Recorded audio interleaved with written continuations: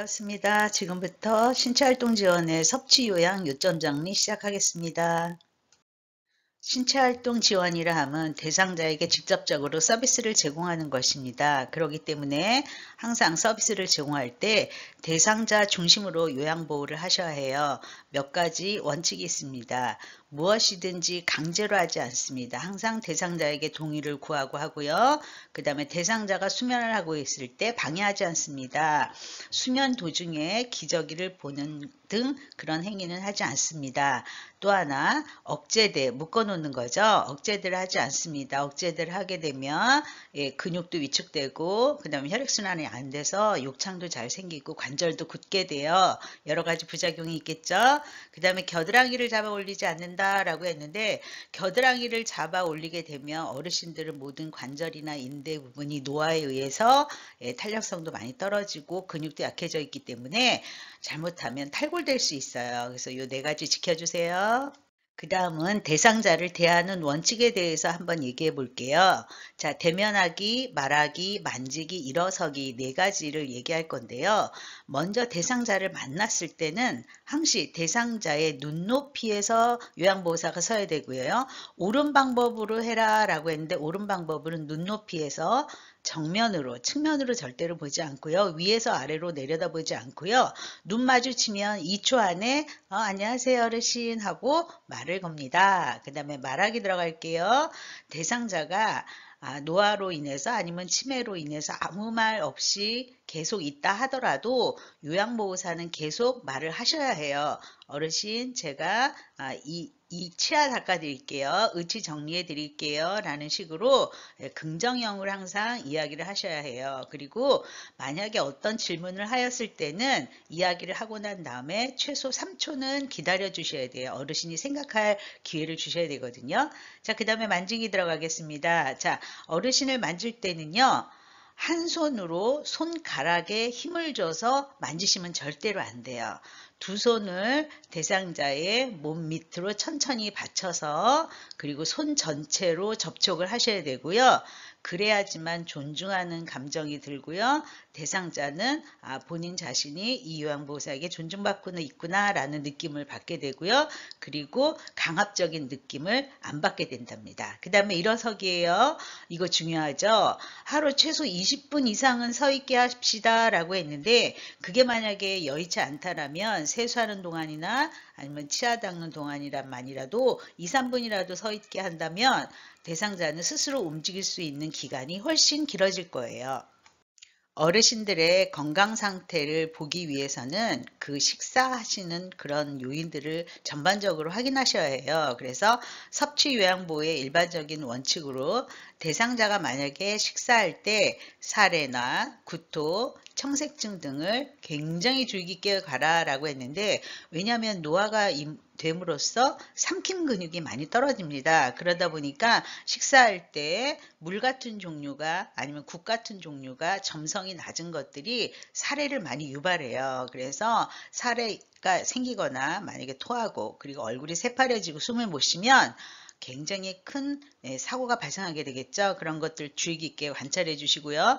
또 하나 노인의 영양 상태를 좀 봐주셔야 돼요. 대상자의 식사를 어떻게 하고 있는지 몸 상태는 어떤지 이런 것들을 관찰해서 대상자가 영양 부족 요인에 놓여 있는지 아니면 이 대상자가 지금 영양 부족인지 지표를 확인할 수 있거든요.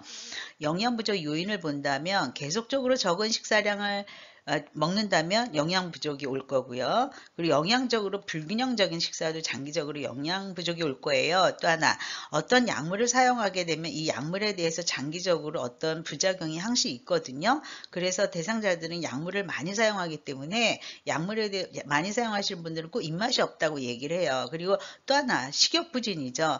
어르신들은 소화도 잘 안 되고 움직임도 적고 하다 보니까 늘 입맛이 없다고 얘기를 하세요. 그런 것들도 영양부족 위험 요인이 되고요. 또 하나 굉장히 중요한 거예요. 빨간색으로 해놨죠. 오심, 니글니글한 거죠. 연하골람, 삼킴장애죠. 이 두 가지가 계속적으로 이어진다면 영양부족 상태에 빠지게 됩니다. 그 다음에 사회적으로 고립된 독거노인이라든지 알코올 중독자, 술만 먹는 사람은 장기적으로 영양부족 위험 요인에 들어가겠습니다. 그 다음에 영양부족 지표를 본다면 아, 체중이 빠졌습니다. 예, 몇 개월, 한 1개월 안에 3kg, 4kg 이렇게 빠졌다면 이분은 분명 영양 부족일 거예요.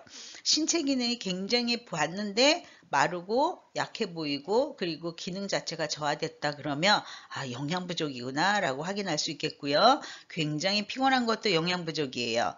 감동이 없다라는 거는 음식의 맛을 못 느끼거든요. 이런 분들이 지속된다면 예, 식사에 대한 감정이 없기 때문에 식사를 적게 드시게 돼요. 그다음에 인지장애도 마찬가지죠. 치매 환자가 장기적으로 진행됨으로써 예, 식사하는 방법을 모르거나 아니면 잊어버려서 식사를 안 하시게 되죠. 여기서 중요한 거는 어르신께서는 상처가 나면 회복이 잘 지연 안 된다. 그러면 그걸 중요하게 영양 부족 지표로 보고 있습니다.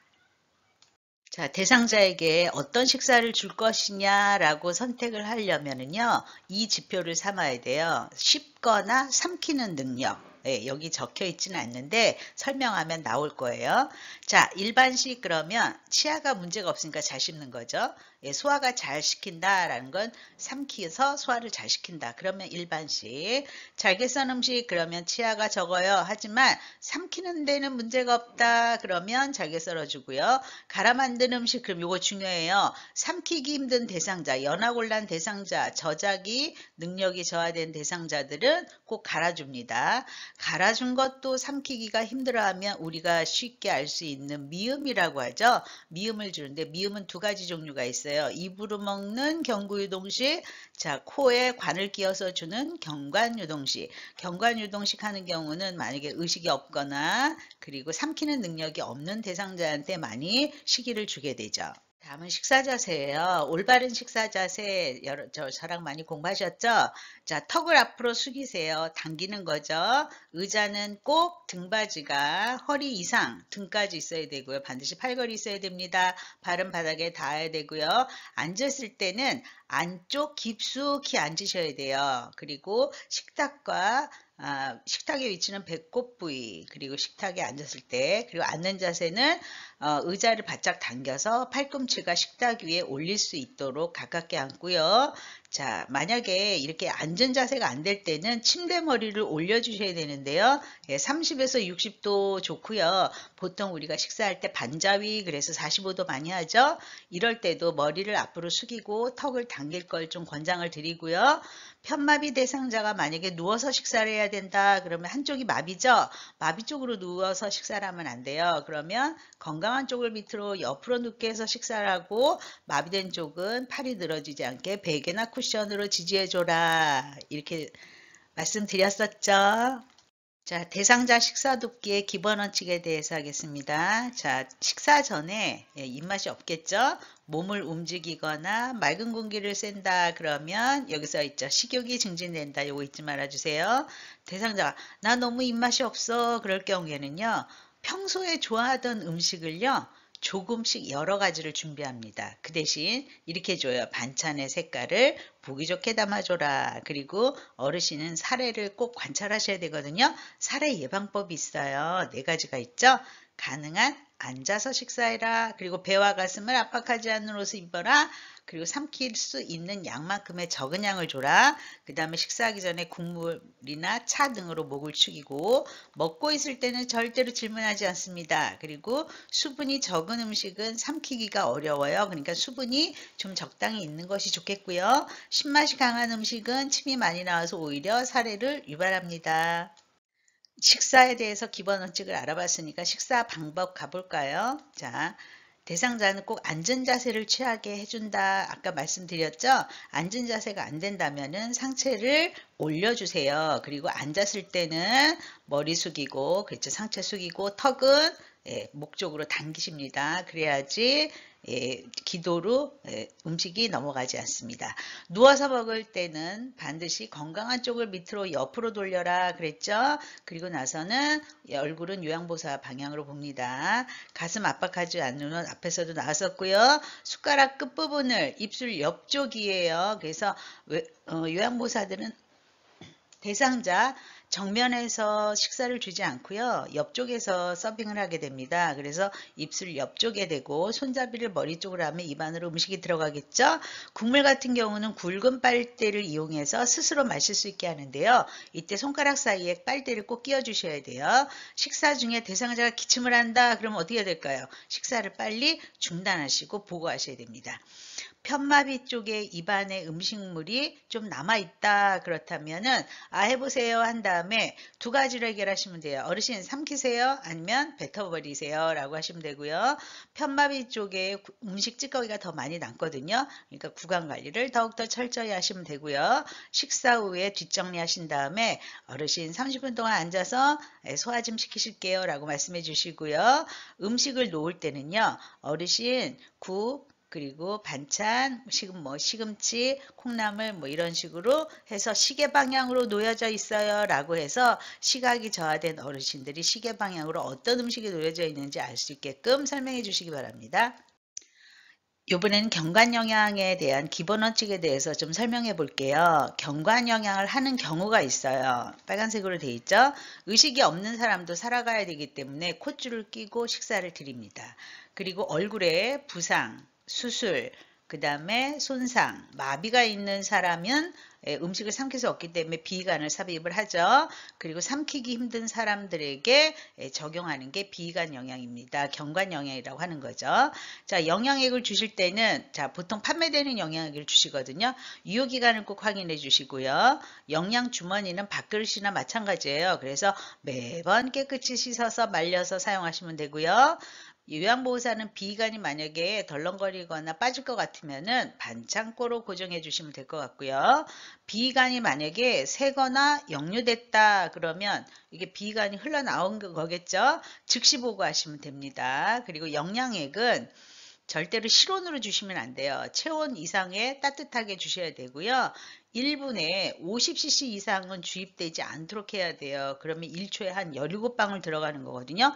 이렇게 빨리 들어간다면 위가 놀래고 아주 안 좋은 상황이 발생할 수 있겠죠. 그리고 농도가 진하게 주면은 안 된다라고 되어 있는데요. 보통은 영양액이 농축액이 많이 나옵니다. 그래서 물이랑 섞어서 주는데 물의 양을 400cc를 줘야 되는데 200cc에다 섞었다 그럼 농도가 진해지겠죠. 만약 이렇게 농도가 진하게 주거나 아니면 비관 영액을 너무 빠르게 주입하면 설사나 탈수가 일어나게 돼요. 그 다음에 관이 막히거나 그러니까 그럼 들어가지가 않겠죠. 주입이 안 된다면 실온에서 음식이 상할 수 있다는 걸 꼭 알고 계시고요. 또 요양보호사는 입안 건조와 갈증을 예방하기 위해서 입안 청소를 좀 해주시고요. 그리고 입술 보호제 발라주세요. 그리고 콧속이 콧줄을 꽂고 있으니까 상처가 나기 쉽거든요. 그래서 윤활제 발라주시면 좋겠습니다. 경관영양 돕는 방법으로 좀 가볼게요. 방법 들어가면 꼭 준비물 들어가는 건 아시죠? 경관영양 준비물이라 하면 영양주머니, 그 다음에 비관, 그리고 주사기, 그 다음에 처방된 영양액, 그리고 일회용 장갑 등이 필요하겠죠. 자, 먼저 대상자를 자세죠. 앉게 하거나 침상머리를 올린다 그랬는데 앉지 못하면 침상머리를 한 30에서 60도 사이 올리시면 될 것 같고요. 영양주머니는 위장보다 높게 걸어라 이거 아시죠? 그래야지 중력에 흘려내리게 됩니다. 영양액은 따뜻하게 해주세요. 체온 이상으로. 그리고 비관 영양 주입 시 대상자 중요한 거 나왔네요. 구토와 청색증을 보인다면 즉시 요양보호사는 비관을 잠그고 간호사에게 빨리 보고하셔야 되고요. 만약에 비관이 빠졌는데 요양보호사가 임의로 밀어넣거나 아니면은 요양보호사가 삽입하면 절대로 안 되고 빨리 보고하셔야 돼요. 경관 영양을 주입한 후에는 식사랑 똑같이 30분 정도 앉아 있도록 권장해 주시기 바랍니다. 자, 이번에는 투약도 볼게요. 투약이라는 거는 약이죠. 어르신들이 약을 어떻게 먹는지 우리 기본 원칙에 대해서 좀 알아볼까요?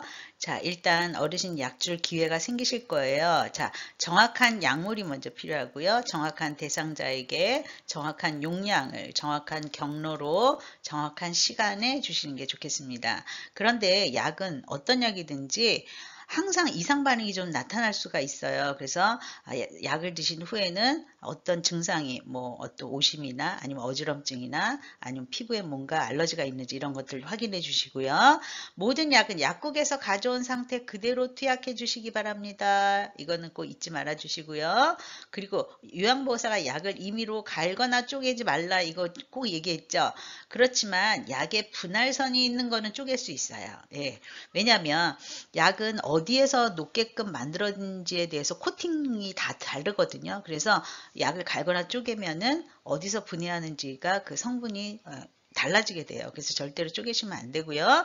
유효기간이 지났거나 확실하지 않은 약은 절대로 사용하시면 안 됩니다. 에이 괜찮겠지 하고 주시면 안 돼요. 그리고 처방된 약 이외의 약은 섞어주지 않는다. 왜냐하면 이미 병원에서 처방할 때는 약과 약들의 충돌이 가능한 것들만 처방을 해주거든요. 그런데 우리가 처방되지 않은 약을 임의로 처방된 약과 섞어 먹게 되면 충돌해서 어떤 응급 상황이 발생할 수가 있습니다.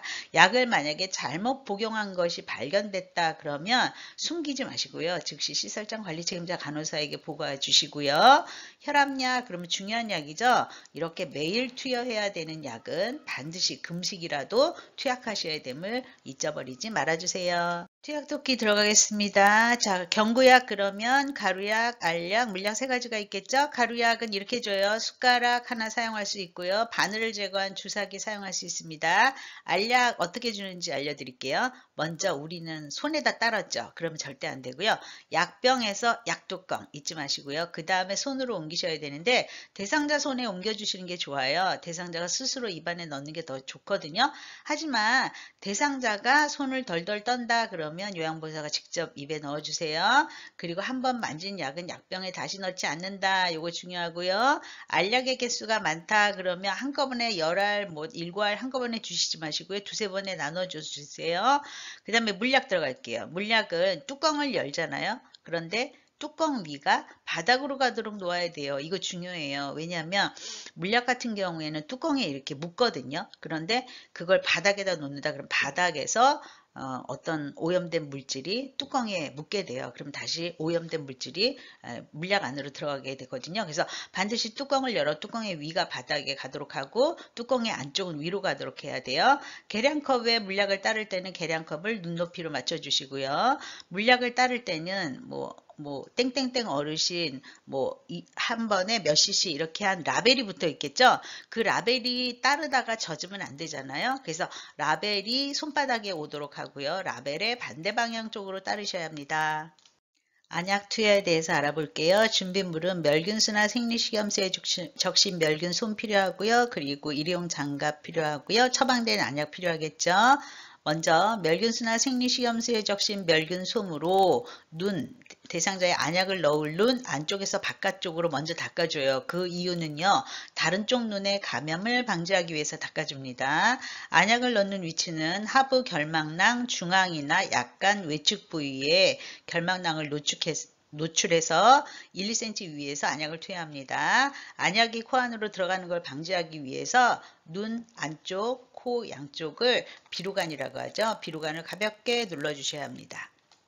안연고는 준비 물품이 좀 있어요. 꺼즈가 필요하고요. 그리고 멸균수에 적신 멸균솜이 필요하고요. 안연고가 필요합니다. 시작해 볼게요.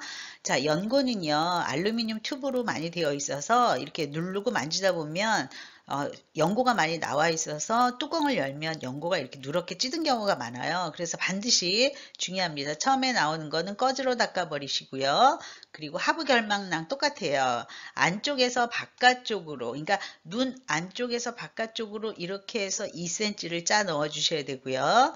그러면 이건 물이 아니라 연고기 때문에 약간 눈동자를 돌려주셔야 돼요. 그래서 눈을 감고 안고를 움직이게 해주시면 되고요. 그렇게 하고 나면은 눈꺼풀 밖으로 연고가 좀 밀려 나옵니다. 그러면 반드시 멸균수에 적신 멸균솜으로 닦아주시고요.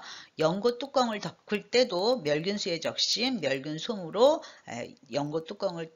연고를 닦고 뚜껑을 닫아주셔야 됩니다. 귀약 투여 알아볼게요. 자, 귀약 투여도 귀약 필요하고요. 면봉 필요하고요. 그리고 멸균솜 필요하고 장갑 필요하겠죠? 자, 일단 치료할 귀를 위쪽으로 앉게 하거나 눕게 합니다. 면봉을 그냥 용액에 묻혀서 그러니까 약을 투여할 때 어떤 이물질이 들어가지 않게 하기 위해서 귓박혀하고 웨이도를 닦아주십니다. 자, 이게 좀 틀려요. 손으로 약병을 따뜻하게 데우거나 잠깐 동안 온수에 담근다. 왜냐하면 눈은 겉에 노출되어 있기 때문에 따뜻하게 안 해도 되지만 귀는 안쪽, 뇌 안쪽 깊숙이 있거든요. 그렇기 때문에 찬 것이 들어가면 대상자가 오심이나 구토, 어지럼증을 느낄 수 있어요. 그래서 반드시 잠깐 데웁니다. 그리고 귀약을 넣기 전에는 귓바퀴 윗부분을 후상방으로 잡아당겨서 2도가 일직선이 되도록 해서 약간 2도는 휘어져 있거든요. 그걸 이렇게 일직선으로 펴주는 거예요. 그래서 중앙에다가 떨어뜨리시면 안 되고요. 반드시 측면에다가 약을 떨어뜨려서 안쪽으로 흘러 들어가게 하셔야 돼요. 그러고 나면은 금방 일어나면 안 되고요. 5분간 귀 입구를 누른 다음에 누워 있으면 좋겠죠. 그리고 나서 5분 있다가 일어나면 귀하게 흘러요. 그러면 안 되니까 작은 솜을 15분에서 20분간 끼워주시면 되겠습니다. 자, 이번에는 링거 맞고 있는 주사 주입 도끼예요. 자, 링거는 정맥 주사라고 하죠. 자, 링거 맞고 있는 대상자들은 만약에 이동하거나 옷을 갈아입을 때는 수액 세트가 당겨져서 바늘이 빠지지 않도록 조심하시고요. 수액병은 항상 심장보다 높게 유지하셔야죠. 심장보다 낮으면 혈액이 역류됩니다. 그 다음에 정맥 주입 속도는 일정하도록 요양보호사가 좀 지켜봐 주시고요. 만약에 주사 부위가 붉게 되거나 또 붓거나 만약에 대상자가 아프다고 하면은 여러분 이거 알죠? 조절기를 잠그고 빨리 간호사에게 보고하세요. 그리고 간호사가 바늘을 뺀 다음에는요. 알코올솜을 줄 거예요. 그럼 알코올솜을 1, 2분간 지그시 눌러야지 절대 비비시면 안 됩니다. 마지막으로 약 보관이네요. 자, 알약은요. 원래 약 용기에 보관하시는 게 좋고요. 모든 약은 다 직사광선 피하셔야 되고요. 알약은 습기에 놓으면은요. 습기를 머금어서 퉁퉁 불어요. 그러면 변질되거든요. 그래서 알약통에 보면 실리카겔이 있는 걸 아실 거예요. 자, 물약 보관은요. 물약은 알약보다 정제가 아니라 물약이기 때문에 더 상하기가 쉬워요. 그래서 더 서늘한 곳에 보관하시는 게 좋아요. 그래서 물약을 드실 때는 깨끗한 수저 사용하시고요. 색깔이나 냄새 꼭 확인해 주시고요. 한번 따른 약은 다시 약병에 넣지 않는 거 아시죠? 그리고 직사광선을 피해서 서늘한 곳에 보관하시는데 그래서 냉장고에 많이 넣으시는데 그 설명서에 따라서 보관해 주시는 게 제일 좋습니다. 마지막으로 안약이나 귀약 같은 거는요. 그냥 햇빛 피해서 상온에 그늘진 곳에 보관해 주시면 되겠습니다. 여러분 섭취 요양 쉬웠죠? 문제가 좀 나옵니다. 그래서 만약에 이해가 안 되시는 부분이 있다면 한 번 더 체크해 주시기 바랍니다. 수고하셨습니다.